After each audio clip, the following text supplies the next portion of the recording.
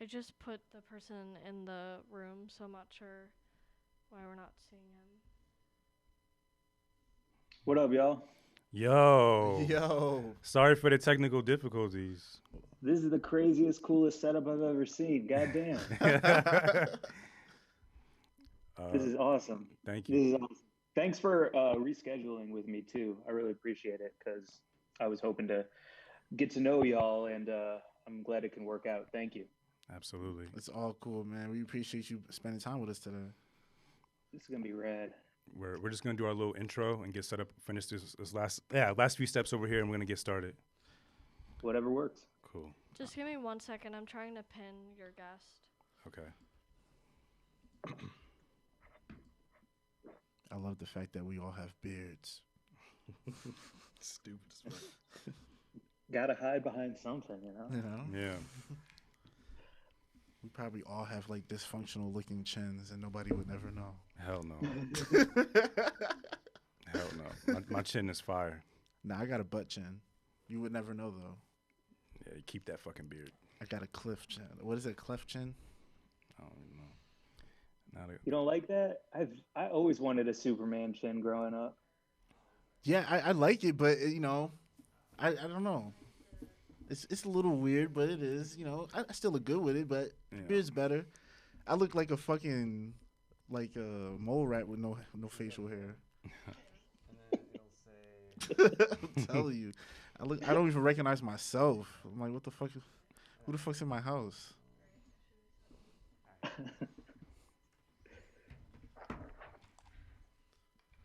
you're using your mic, so I'll just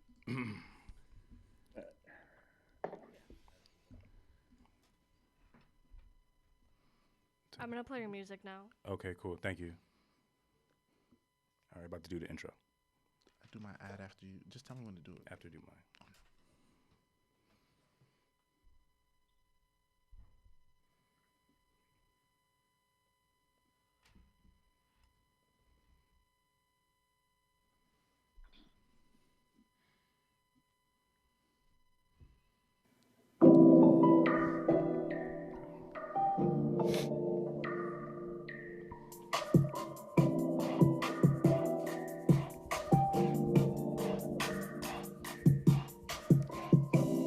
Check, check, check. If you're hearing the sound of my voice or watching this on YouTube, that means you're now tuned into the chapter 163, 62 of the Introverted Intuition podcast. My name is Jeff, aka Amazon bestselling author.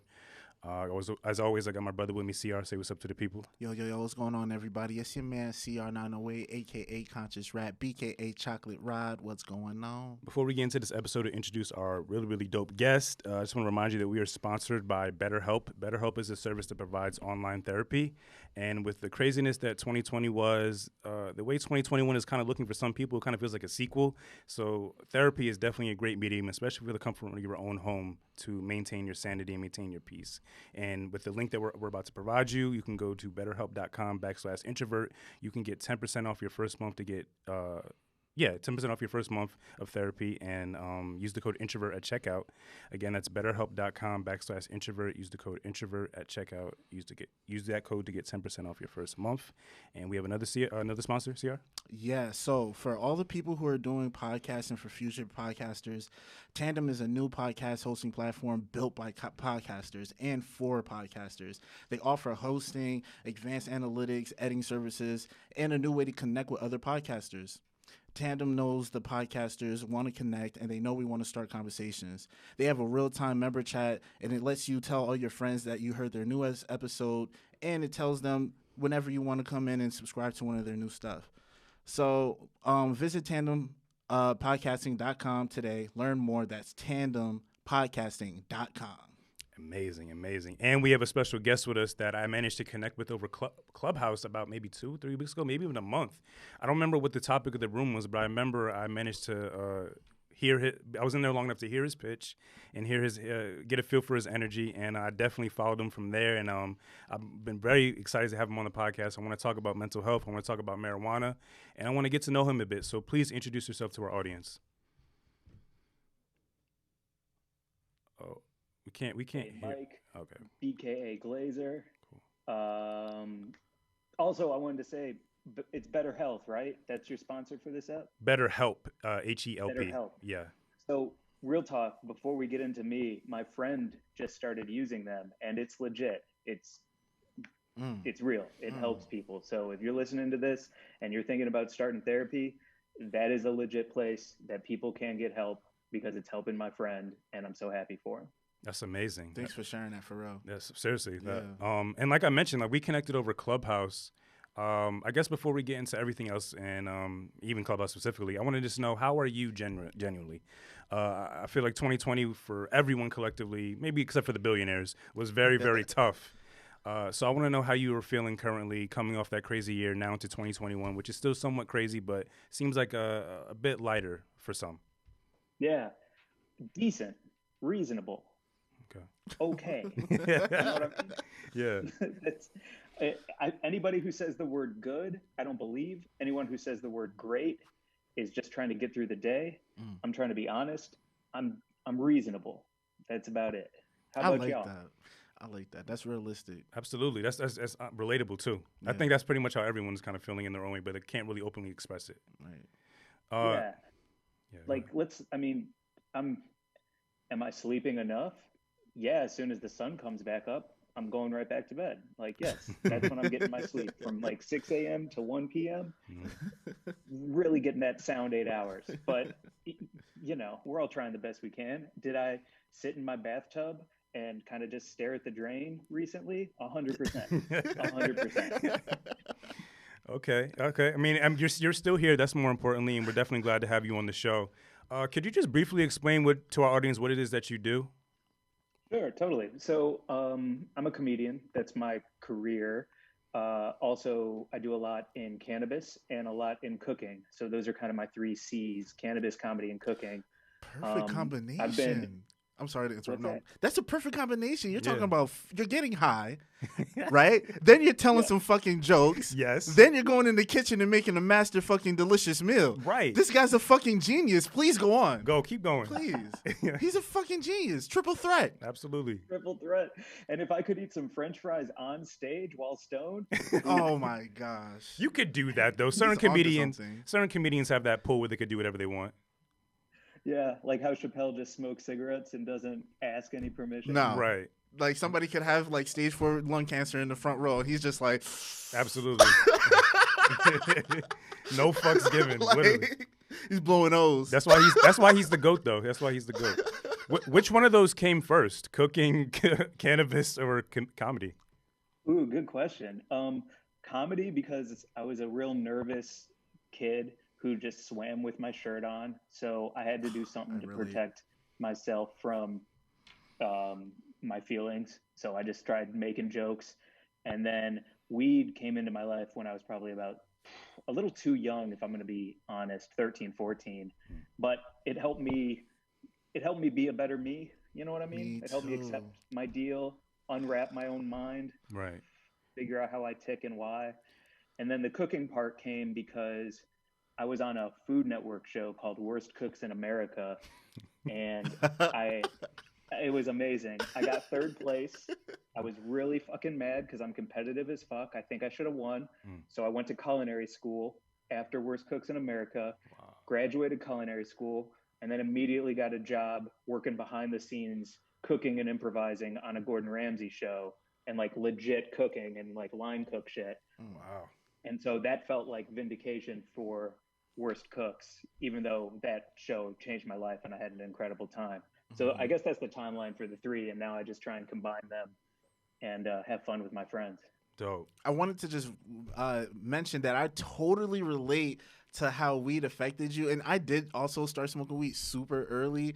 I was kind of I was 15 when I first started getting high. I don't know. Yeah, no, I wasn't really asking you, but you know, too young, too fucking young. I was but you know what? I had my first anxiety attack when I was 15, and I was overweight too. And I used to go swimming with a shirt on. So I'm just saying, I fucking feel your pain. You know what I'm saying? Yo. So weed made my life I was against smoking. I was that fucking kid in 7th grade that was like at the fucking DARE programs, like, I'll never smoke. I swear to God, you guys are fucking animals. You're addicts. And you know, next thing you know, I'm fucking getting blazed. I was the kid who got peer pressure to smoking weed. I thought if I smoked weed, I would be the cool kid. And I just ended up getting really, really, really high, ended up in the shower with all my clothes on, water running, paranoid as fuck, getting yelled at by my grandmother. So you guys had the cooler experiences with weed, and I still get super paranoid now with weed. I'm still trying to learn how to fucking handle it, but it's an amazing, it's kind of a blessing in disguise, truthfully. Do you remember the very first time you got high? Like you got blazed? Like, do you remember that story? Yes. Please tell us. I wish I didn't. Tell us. I want to know. I feel like Jeff teed it up perfectly because the first time I got high, I just got high. The third time I got high, it was from a gravity bong, which is where we took like the bottom of a 2 liter of 7-Up, cut out the bottom, put it in a bucket of water, and used the suction of the water to fill the empty 7-Up bottle with smoke. And then you unscrew the top and slam it back into the water and fill your lungs. If anybody doesn't know what a gravity bong is, that's what it is. So I did that. I slammed the 7-Eleven bottle down, filled my lungs, threw all the smoke back out of my body, and started coughing so hard that a box of Cheez-Its came up in my friend's backyard. I like projectile vomited Cheez-Its all over my buddy Kevin's backyard. And then Oh my God. I can't. Damn. I don't think I can even look at cheeses the same after this story. I'm not gonna cap. Was it the original flavor? Do you remember? Yes, thank God it wasn't white cheddar. I would have been devastated. Oh my fucking God! Now I'm actually never gonna look at cheeses the same. I'm not even gonna cap with you. But okay, so that's where the hilarious. journey began, and where you're at currently with marijuana. Is your relationship with it healthy? Yeah. Oh man, what a beautiful tool, huh? Like real talk. It is a Swiss Army knife for situations.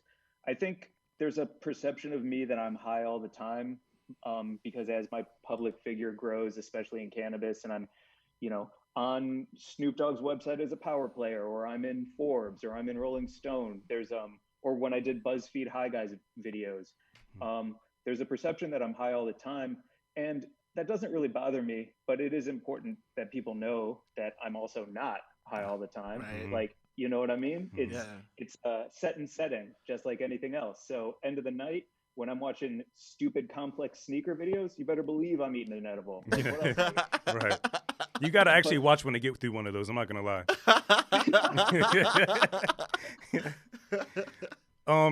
So you mentioned briefly a bit that you used to be the kid in the pool with your shirt on. That's a bit of an insecurity. And I feel like the weed kind of freed you from that. Do you still suffer from any insecurities now? Is that also tied to why you smoke weed currently or indulge in it currently? Yeah. So weed for me is like so many things. It's a creative way to unlock and get out of my own way when I'm like writing a script, or if I'm doing stand-up, or I'm working on our podcast, Weed and Grub. Like weed for me unlocks creativity. It also helps me deal with the crazy anxiety that I feel in my goddamn chest every goddamn day about things that are out of my control, because I have control issues. I wish that everything was in its place because I put it there, and that's just not the case. So weed helps me accept the things I cannot control. You sounds like me because you're a type A personality. If you're saying that, you're definitely a type A personality, and that's like how I am. It's just things that I can't control bother me the most. The unknown, that's the thing that I hate about the unknown, because you don't know, so you can't control it if you don't fucking know. Right? You know what I'm saying? And the irony is that we're entrepreneurs. Yes. So it's just like we signed up for a life that's unpredictable. Yes. But it's still ultimately up to us and in our control, though, how far we go, right? Yeah. That's the part that I love about being an entrepreneur, because it's based on how much effort I put into it. Right.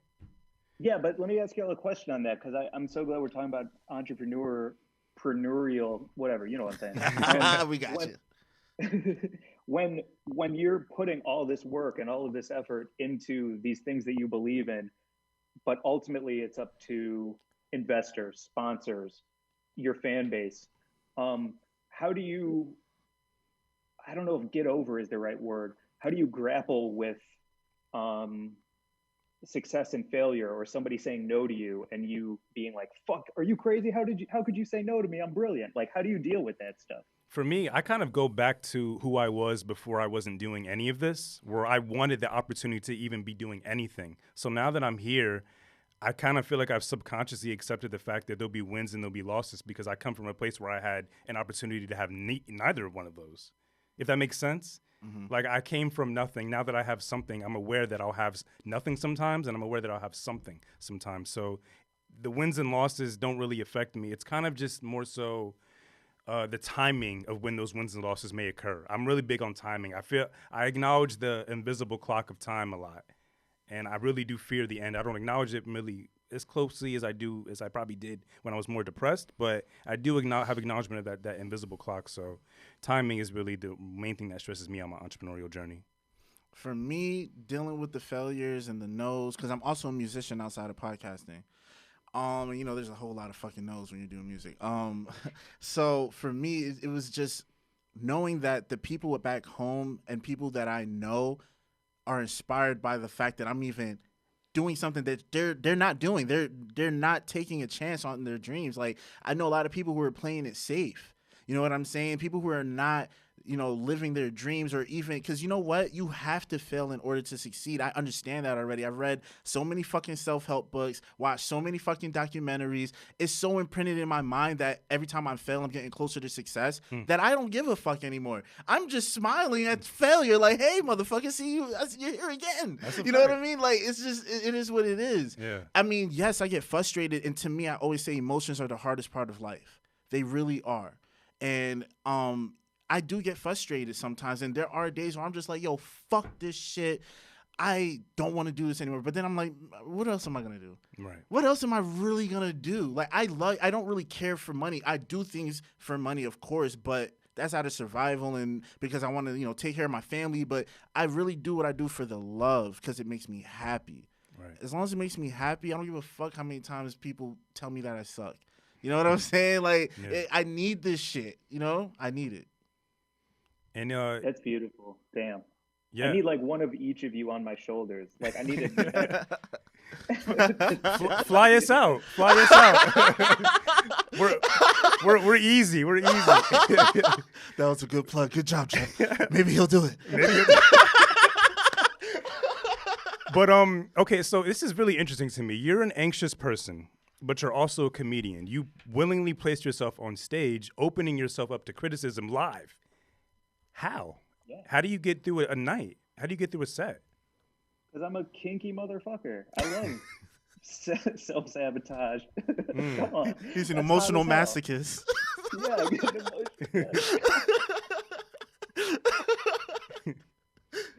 Oh man. I think it's truly because. So this is something I actually talked about with my therapist, which I feel like this is the place to kind of go a little deeper than just like I'm good at stand-up.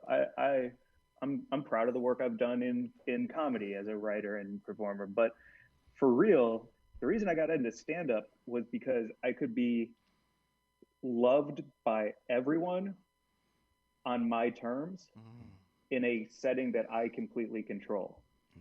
And within that, I can also have people know me exactly how I want them to know me without really knowing me. Mm-hmm. And I don't know if that makes any sense at all, but that's what I'm tapping into with my therapist right now. Is it's like tons of validation and love under my terms. I get what you're saying.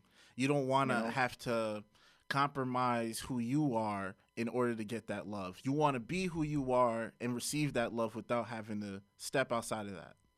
Yeah, exactly. But the catch is like, so here in LA before COVID happened, I did this huge crazy show called Glazed, which was like stand-up hip hop and street art. And we would have like Chappelle did it, Seinfeld, Tiffany Haddish did it, and we would have these crazy street artists doing artwork outside, sideshow, tons of weed. It was sold out for like 2 years, standing room only. And what happened was after the show, I would come outside and we would all be hanging out and people would start telling me like how much they needed a release or what's going on in their lives, like getting super personal, super quickly with somebody that they felt like they knew, but they didn't. And so I realized then that there's like there's something bigger and more meaningful than just doing jokes on stage and coming off of them. And that was like a really cool lesson to learn because that made me feel good that people trusted me to tell me their deal. Do you feel successful or do you feel accomplished at this point in your career? Because you've done a lot, and some would probably already deem you successful and accomplished, right? Yeah, So for sure. I'm But curious not at all. which one do you identify as successful or accomplished? Hungry, hungry and ambitious. Mm, Neither. You know, mm, it's never going to be enough. mm. And I'm coming to terms with that. But also, I've set some pretty high benchmarks for myself, and as I see them coming true, I'm trying to also set myself up to be able to handle them when they do happen. Because the worst thing that I can think of is like getting the gift of something I've been working towards and dropping the ball because I either wasn't ready Mm. or I was too anxious or I freaked out or I self-sat. Like that's my biggest fear, is not being prepared and trusting myself enough to do a good job. So I don't think of myself as successful or anything, just trying to be ready to do a great job when the things that I'm striving for happen. Hmm. I wanted to piggyback off something you said previously. So, like, sometimes people will come up to you and feel like you would say an energy where they just feel like they can open up to you about their issues or whatever they might be going through. Do you feel as an entertainer, because I feel this way and I know Jeff feels this way, do you feel as an entertainer that you have a healing capability in a way, spiritually, that you have this platform because you provide something for people that they need spiritually? Like, laughter, bro. Like, man, people need that, man. People Yeah, need that. Like, do you feel like a healer? that's so crazy you say that, because it wasn't until I started living in Chicago and seeing people I was looking up to doing exactly what I'm doing now.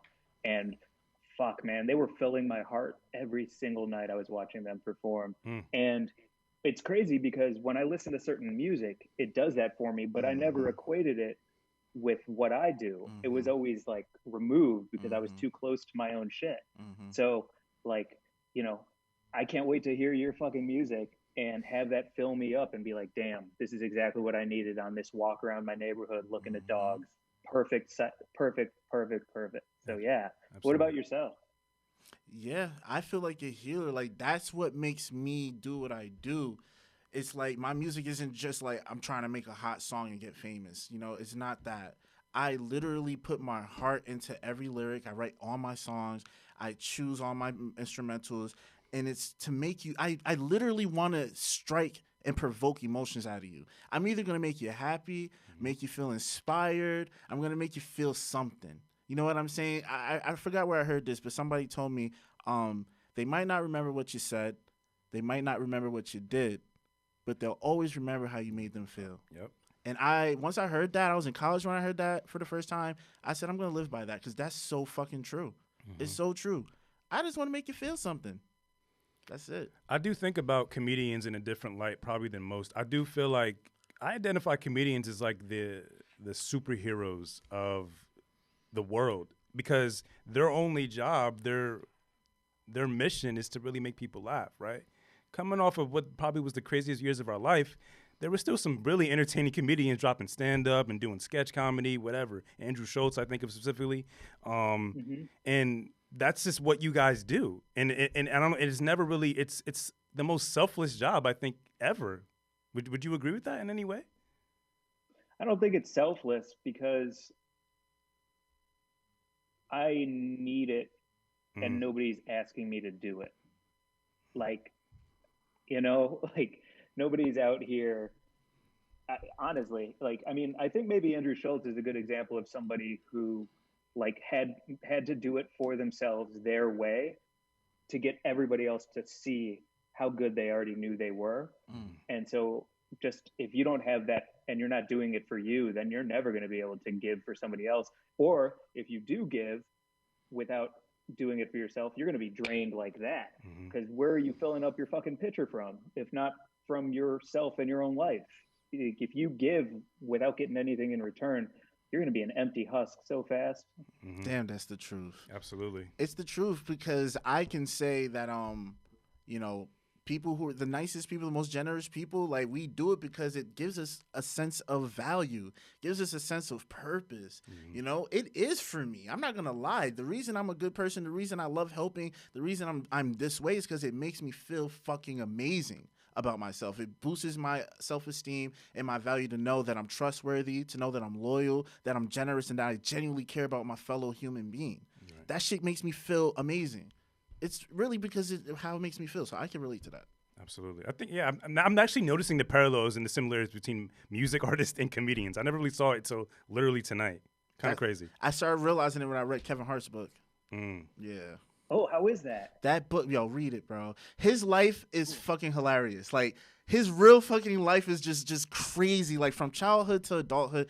But the way he put the stories, it's so relatable. He puts the real, grind and the mistakes that he made. Like, he just kept it so real. He kept it so real in that book. I suggest reading it. It's inspiring. Awesome. Outside of the anxiety, do you have any depression? Do you deal with any depression? The entertainment industry, I feel, is kind of unpredictable at times, especially in LA with the comedy clubs being shut down for the most part and trying to have to curate and create your own type of gigs. Have you dealt with any depression during your course of your career? Dude, have you ever been on the phone with someone and realize you're like holding your neck while you're talking to them? Like you're holding your own goddamn neck, like you're choking yourself while you're talking. Yeah. Yeah, 100%. 100%. It's crazy. I think the unpredictable nature of like what all three of us do is pretty maddening, to be honest. I mean, I feel like I'm at a point where I've backed myself into a corner that I'm excited to be in, where there is nothing else. There is no turning back. It is what it is, and I love that. But again, when things are out of your control, like, do you get this part? Do you get this writing job? Do you get to go on this stage? All you can do is keep raising your profile, getting more followers, doing great work, killing every opportunity you have. Yes. And even then, it might not fucking happen. It might not. It might not. And that's just the game. How do you feel about when people tell you to enjoy the work and enjoy the process? Because I had to really live that to understand what the fuck that meant. Because when I first started in entertainment, I was like 16 and I didn't know shit. I just knew I could rap. And like it was a fucking struggle. There was times I performed and there was like maybe 2 or 3 people in the fucking room. You know what I mean? Mm-hmm. So like, how do you like? I think it's important to learn how to value that and to enjoy that and to find it, but it's hard. How do you feel about that? I mean, if you said that to me, I would listen to it because you're coming from a place of you're living the life. I'm very wary of giving advice and hearing advice because it depends who it's from.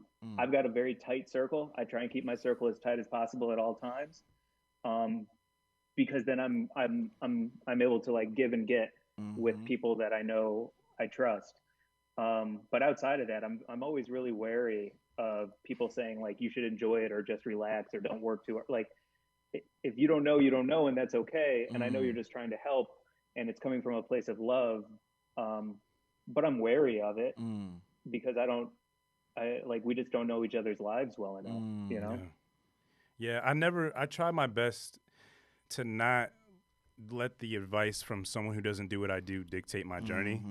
It's very hard, especially I feel like I always connect with a lot of older people. So my grandmother, she comes to me with advice all the time, but she's never written a book. She's never done a podcast, but she's lived life. So I kind of just dictate the amount of advice I let invade my mental health, my mental state, my brain, and that amount. But for someone just random on the street, a fan of the show, who's never done this, whatever, trying to tell me how to do what I'm trying to do, it's just like, ever since Hov said that shit in that song, he said it in a song. What? Where he said something like, he was like, they always want to tell you how to do it, but never did it.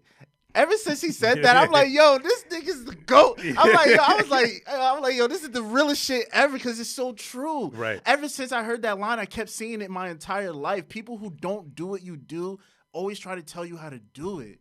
And that shit's so frustrating. Right. Because that's an extension of how they feel they could do it if they were in your position. So it's an extension of their insecurities. Yes. So annoying. Also, there's something about that I think about a lot, especially when it comes to advice. I'm so glad we're talking about this. There's something about if you take advice and it kind of goes against your gut or like what your instinct is on it, if it works out, they get a little bit of the shine for it because it worked out. Mm-hmm. And if it doesn't work out, they're going to get the blame for it. And you should have just gone with your gut from jump. And so I'm like, it's something I think about a lot because it's real conflicting because you don't like if you give a little bit of it away and roll those dice, now you've got somebody else that could potentially be blamed. And I don't want anyone to shoulder that responsibility when they didn't intend to. Yeah. That is hard. It is hard to decide if you want to listen to your gut or somebody's advice when the two contradict. I've been in that position so many times where I should have listened to somebody's advice sometimes. There's been a few times. Yeah. There has. But I do believe in I call it a moral compass. I feel like it's aligned with the higher power. Right. And I think for the most part, it can be a little janky sometimes. You know, I'm not perfect. No one is. Yeah. And I think whatever decision that you end up taking is nothing is an accident, right? So everything is overall meant for our overall growth. It's just how we absorb it in that moment, how we let it dictate the rest of our You really believe children. that? You believe that nothing's an accident? No, I was going to say, I don't believe everything happens for a reason. I believe certain things happen for a reason. Because that's me. That's my personal belief because, I don't know, down to the littlest thing, you know? If I get up and I drop my phone on the floor, you can't tell me there was a fucking, super ontological reason why my phone fell on that floor at that particular moment at 7:45. You know what I mean? It's just like okay. Now you're being super literal. But no, that's literal. If you're saying everything happens for a reason, you gotta take it from the smallest to the largest side of the spectrum. Okay. That's why I say certain things happen for a reason. Fine. Accidents happen. Certain things, but I was kind of more so referring to like the moments that you didn't take the advice, right? Look at where you're at now. Right. Regardless of you taking that advice now, you're happier than ever. Right. So it's like moments like that are very pivotal, and no matter where they end up, I think they're necessary. I do agree with that statement. Yeah. But no, if you drop your fucking phone, like whatever, saying, maybe you're stretching your back out in a way you better help your back be straighter later in life. You never know, motherfucker. I love that. Have you all ever seen Final Destination? Yes. I love like positivity, Final Destination, where all of these things happen for you to knock your phone over, for you to stretch your back out, and then they're like, like positive. Hey, by the way, you're in LA. We can make that movie. Fly us out. Again, fly us out. Also, you're in the cannabis industry, right? You're probably fucking very rich right now during the pandemic and all this stuff, people indulging in it. What has that life been like, especially during these times? I'm not rich at all. I'm on the culture side, okay. The business side, the side that is becoming more and more mainstream capitalism is doing very well right now. There's no doubt about that. I'm on the side of so my podcast Weed and Grub with Mary Jane Gibson is my co-host.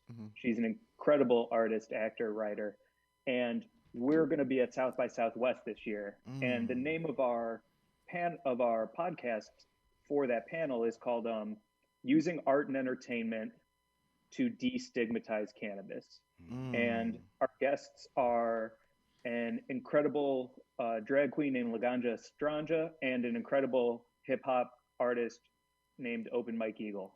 And we are trying to educate about social equity, about getting the fucking people out of prison, legalizing weed, and doing all of that by being really funny, cooking dank food, and just being friends in your ears.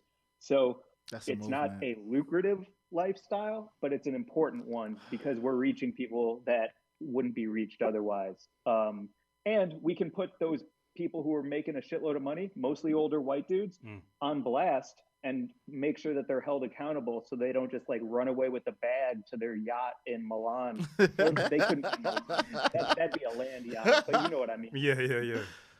I fuck with that. It's for the love. The love of weed. I love that, yo. He does it for the love. And outside of like rare cases like mine where you're fucking taking a shower with cold water or your clothes on with weed, there's not really that many bad tragic experiences. So I think the education of not just the benefits, but just the experiences you have with it and just putting that out to the masses is very important. Yeah. And after that shower, the worst that can happen is you take a nap, right? If you eat too much edible, get too high, put on some music, close your eyes, you'll wake up the next day, you'll be fine. Like you can't really OD on weed. You can just take a nap. And I think that even that, when we're talking about like, my mom and dad, my dad his birthday's coming up, and he didn't text me about edibles. He didn't text me about edibles, allegedly. And, you know, if I can help out my dad with that stuff, then that's what's up. Like, that's why I'm here, is because I know a lot and I try and help people so that they can, like, discover cannabis for the first time and be like, ooh-wee, this fits with my deal in this way and is helping me, you know, become self-actualized. Like, that's above the Maslow's hierarchy. Yeah, that's the top of the yeah. self-actualization. Yeah. Yeah, there should be like a little like weed asterisk. Self-actualization. Yeah. Do you feel like you're living out your purpose though? Like, is looking back, like self-reflecting to like your younger self? I'm sure the younger Mike probably had no idea that the older Mike would be doing what they're doing today. So, do you feel like you are living out your purpose in some way? Yeah, I think I finally am. Finally. It took a long time, y'all, because, you know, I tried. The first half of my life was all sports, hockey. Second half of my life was comedy. Third half of my life now is comedy, weed, and cooking. And I'm finally where I want to be. I'm finally in the pocket. It just took a lot of trial and error to get here, which also makes me think about how y'all are talking about music and everything. I think it's really cool that, like, weed, you roll up a joint and you pass it to somebody and give them some joy.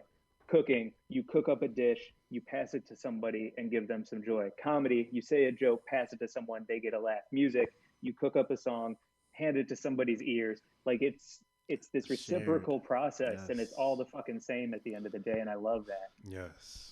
The cycle of peace, truthfully, like just that comfort and peace that comes with all those things. That's the beauty of creation itself, though, right? Just to be the ability to create, like that's the gift that we have, that we can create stuff. You know, rather if it's food, music, art, or comedy, we're creating things and we're sharing it with each other.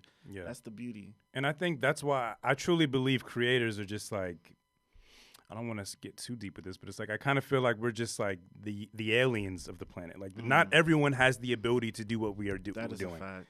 That is a fact. You know, like not everyone can touch people the way we do, and it's just a special thing that I'm glad I'm honored. You know, I'm honored to be a creative. I am too, and you know, I think it's beautiful. You know, that we all three of us are in the creative space where people value what we do. You know what I'm saying? It's a privilege.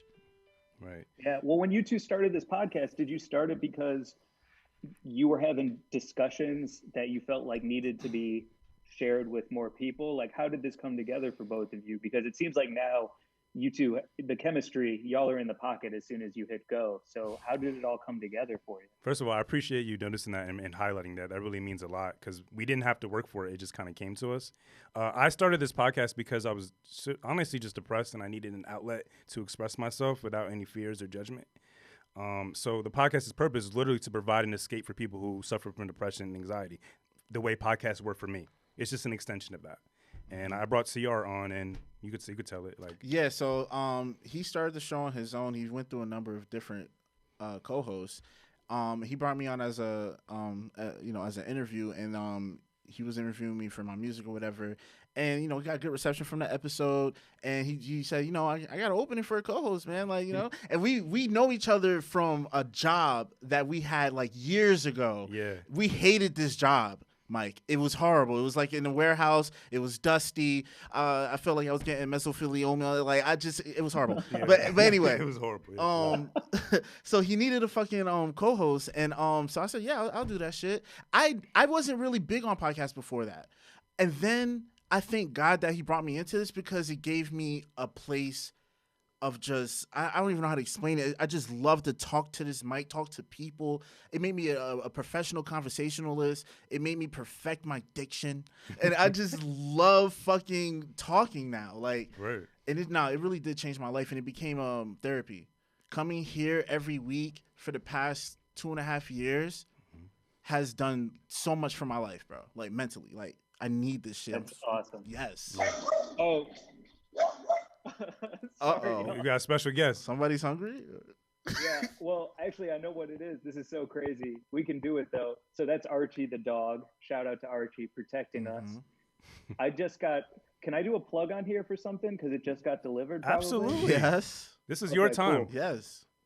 Bet. I mean, the timing is great because we're talking about mental health. I just got a box delivered from this place called Hemper, Hemper, Mm. and they do like beautiful glass bowls, rolling paper.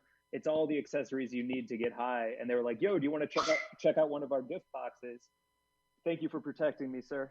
And he was like, "Do you want to check out one of our gift boxes?" And so it just arrived. So may as well call it out on the pod since the dog is protective and weed is being delivered as we speak. That's Pretty great. amazing. And it's called Hemper, right? Hemper. So thanks for letting me shout him out. Absolutely. I may reach out to them for a sponsorship. Right. I might check out their stuff. Shit. Do it because they can also ship nationwide because they're accessories, no weed. So it's like bongs, pipes, Yeah. glass. So I need some. they should definitely be sponsoring y'all. Let's DM about it. Oh, sure. Yeah, I'll definitely try to set that up for sure. I just have a few more questions because I know we can't keep you for too long from our studio time to your time.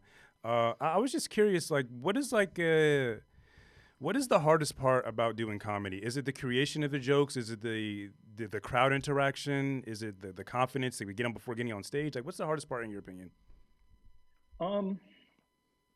It's courage is the hardest part because especially now, I don't want to get too in the weeds about social media and cancel culture. But what I will say about it is the courage to go on stage or write a tweet or make a video or do anything that might be that you need to develop further. Like there's no more room to really develop in public anymore. Like you could try a joke and you think it's going to hit and it's okay to bomb. I don't give a fuck about bombing. Bombing is what it is. You just like learn from it and you rearrange until it hits. But the courage to try something edgy because you're still figuring it out is different now. Like you got to have that shit wrapped up tight because the wrong, like I don't really talk about edgy stuff. I talk about eating too many Pringles on the couch watching Carmen Sandiego growing up. Like that's kind of my vibe. Yeah. But if I ever wanted to do something a little more out of bounds and talk about race, religion, sex, marriage, you need to have courage to talk about those things and make sure they're funny and it doesn't just like offend people, hit bad. And then next thing you know, somebody's like, this didn't work and this is a bad person. And I think that's a dangerous thing. That's a dangerous place to be in comedy right now. Because you want to say something and you need to have the courage to say it and possibly fail while saying it. Right. I have a question about that, right? Because I heard Dave Chappelle say that when he's on stage, he tells himself that he doesn't want to feel guilty for anything he says on stage. I remember him saying that specifically. Do you adopt any of that, or do you hold yourself accountable, just like how you just said? Like, do you think that when you're on stage, you're just like conscious of everything that you say, or do you ever have a moment where you're unfiltered and you're like, yo, I'm saying this? Like, you know what I'm saying? Like, do you ever, like, how do you feel about that? I love that. I watch so much Dave Chappelle. I just look up to the dude so much. Yeah.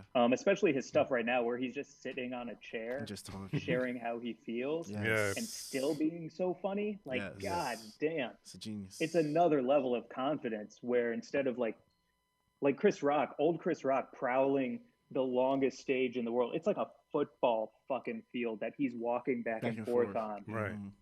And he's just like, and Dave Chappelle, the stillness of just sitting on a chair talking about how he feels like he's doing right now is crazy. Right. It's crazy.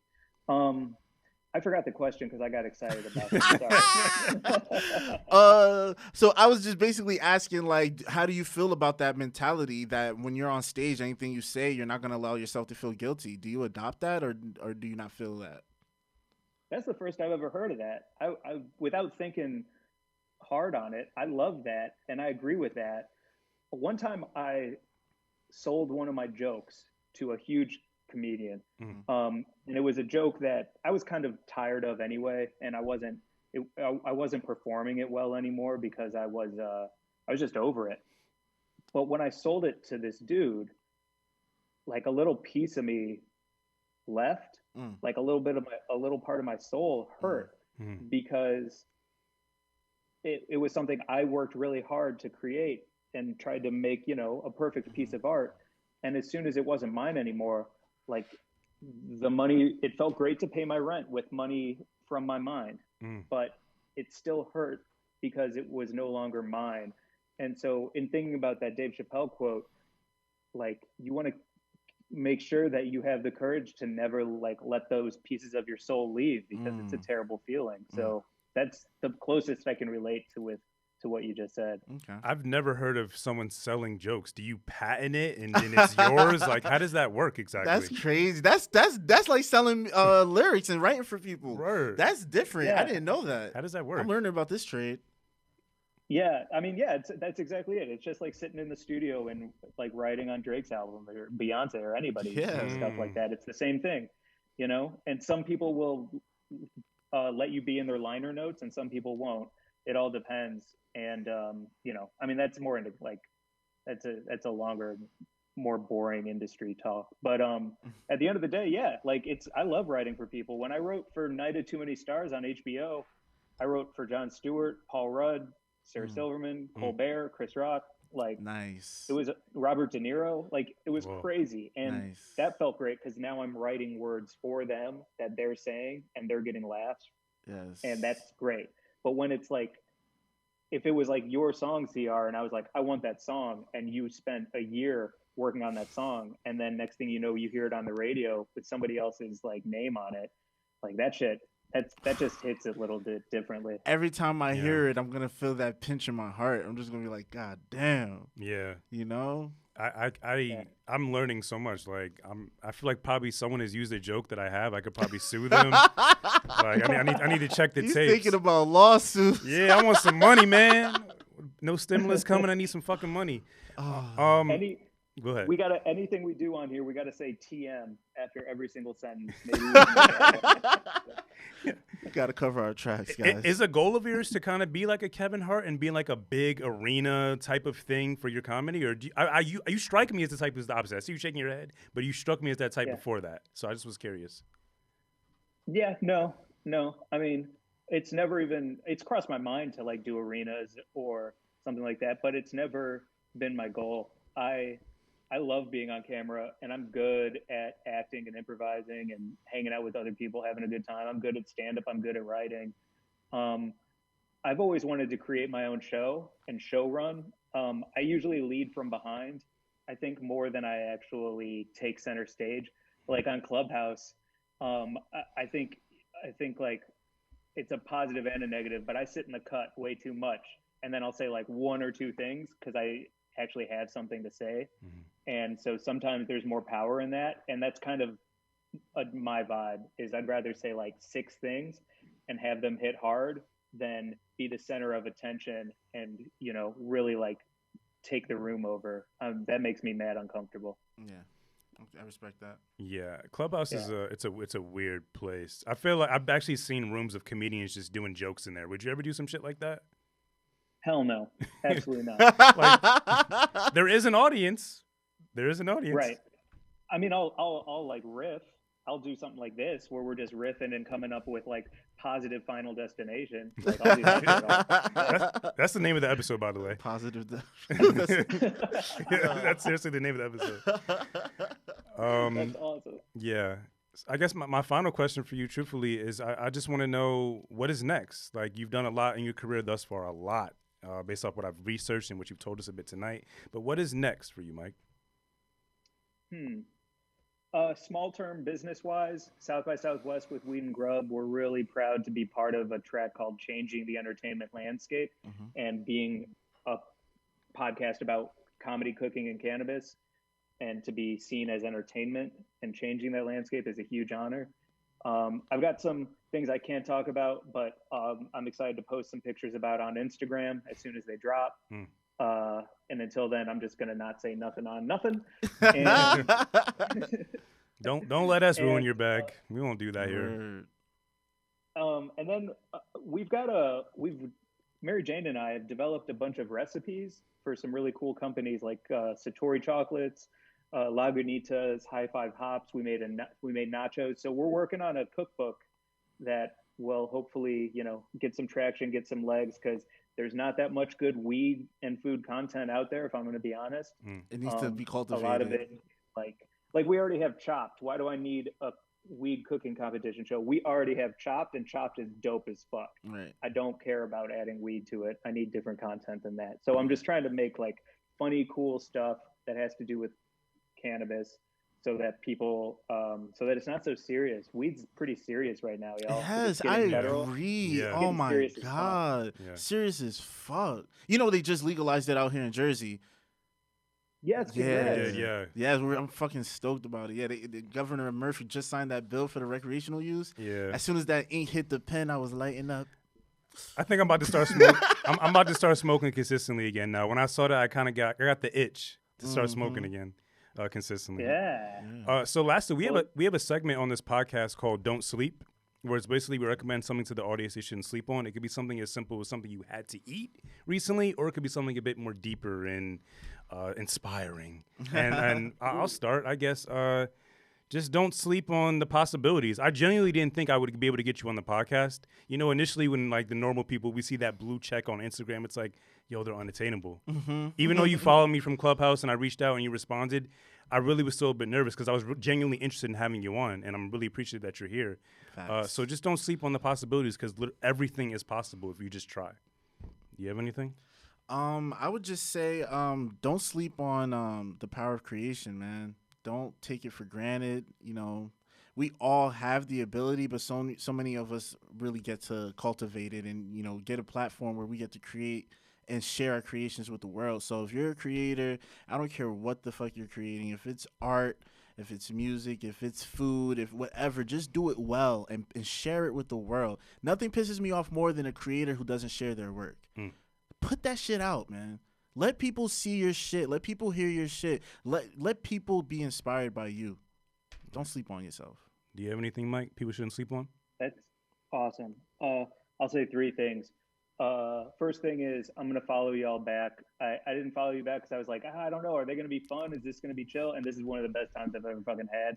So I wanted to put myself on blast and also say thank you for a great time. And my two things, I would say one practical, one spiritual. The practical one that I'm doing right now is just listening to one song on repeat while I work instead of like shuffle or a playlist. I'm finding one song that speaks to me per project and listening to that song over and over and over again so that I can find a flow state with it. So right now, for one script I'm writing, that's the Igor theme for Tyler, the Creator, just on repeat. And for another one, it's Frank Ocean's Chanel on repeat. And they're two very different projects, so they're two very different songs, but that's one thing I'm loving right now. And then on the spiritual side, something I do every single day when I wake up is I visualize while I'm in bed, and I just like stay within that rested state, close my eyes, and I visualize either a goal for the day, how I want the day to unfold, something I'm working towards. And that comes from playing sports my whole life, where you visualize the whole game before you play the game, and then things that you visualize actually happen within it. So I'm trying to do that within my day, and I did it today, and it worked, and I got some really great news. So if you can take the time to visualize while you're in bed at the top, it goes a long ways. Amazing. Yo, real quick before we go, what the hell is what's your sign? Your birthday? Aries. That makes so much sense. I'm a Leo, and we're highly compatible. Like one of my best friends is an Aries, bro. And I'm just like, yo, our minds are so similar. Like you said a lot of things that I just agree with, and I had to ask that. But yo, I'm so happy that I met you. Like honored, bro. Like you're a dope human being. Like you are, yo. Thank you. Well, dude, you want to hear something crazy? Here, I'm gonna take a picture for when we post. Oh, nice. But, when I saw that clean white desk, because I'm using a clean white desk right now, and I saw like no mess, clean white desk, couple wires. I was like, these are my people. Yes. I'm glad I didn't fuck up the table for sitting down. Yes. Please shout out where people could follow and support you. Yes. Totally. Weed and Grub is the podcast, and my Instagram, all my shit is Glazer Boo Hoo Hoo, which also, you know, felt like a good reason to come on here and talk about doing the work, because that was my handle before I knew why I was sad. So check me out there. And also, I will say, give this podcast 5 stars and leave a review on iTunes if you can. If you fuck with us, give us 5 stars and leave a review. It goes such a long way. It takes you 2 seconds, and it helps tremendously. Absolutely. We appreciate that. You heard him, listeners. And again, if you enjoyed this episode, you can follow me on social media. On Instagram is at the Av360. Twitter is THT Ambitious Guy, that ambitious guy. Of course, introvertedpod.com, teespring.com for merchandise, youtube.com/introverted intuition for our video clips where you can see this whole video and this clean white table. And by the time this episode is out, my first book is officially out on Amazon. It is titled The Avenue, A Personal Dictionary. It's a self-help book. It took me 4 years to write this book. I'm very, very proud of it. And the only purpose of the book is to encourage all who read it to work towards healing and change, to have the confidence to self-reflect, to work towards healing and change. I'm really proud of it. It's available on Amazon right now. And CR? Yeah, so please, if you're listening to the sound of my voice, do yourself a favor and do me a favor and follow me at CR_908. Please check out my new R&B project, Cold Hearted. I put my heart into it. No pun intended. And it's really good. Like, it's really good. People are really receptive to this project. I was very vulnerable on this project. I'm singing, I'm rapping, I'm putting my heart out there. Mike, I'm going to send you it. I don't care if you never tell me you listen to it. I don't care about any of that. I just want you to find one song that you love and make a project to it, like you just said. Put that shit on repeat. Just, if you vibe with something, I think you're gonna find something. If you do, just let me know what that song is. I'm gonna send it to you, and that I'm never gonna follow up with it. Just do it. And if you don't, there's no hard feelings, because I know you're busy. But I would love if you do it. I can't wait. No pressure. Of course I will. I'll fucking take a rip from my bong and just like go for a walk. And, Hey. Vibe out. I can't wait. Perfect vibe. We appreciate you, Mike, so much. Please stay safe. Please keep doing what you're doing. You're an important soul. You're a really dope soul. And I really hope to connect with you again in the near future, outside of podcasting, in podcasting, whatever. Love it. I'm keeping up with your stuff, man. When we start doing shows again and you start having comedy shows, like we're down, bro. We're gonna come out. I'm that serious. Let's do it. And then I mean, honestly, yeah. And then please perform. Like, let's take it seriously and like That's serious. All like do something together that lets everybody know what we're about. That's what it's all about. Absolutely, bro. All right, man. Thank you so much, man. Take care of yourself, man. Y'all too. Thank you. It's been a pleasure. A real fucking pleasure. Man, Peace. same. Peace, man.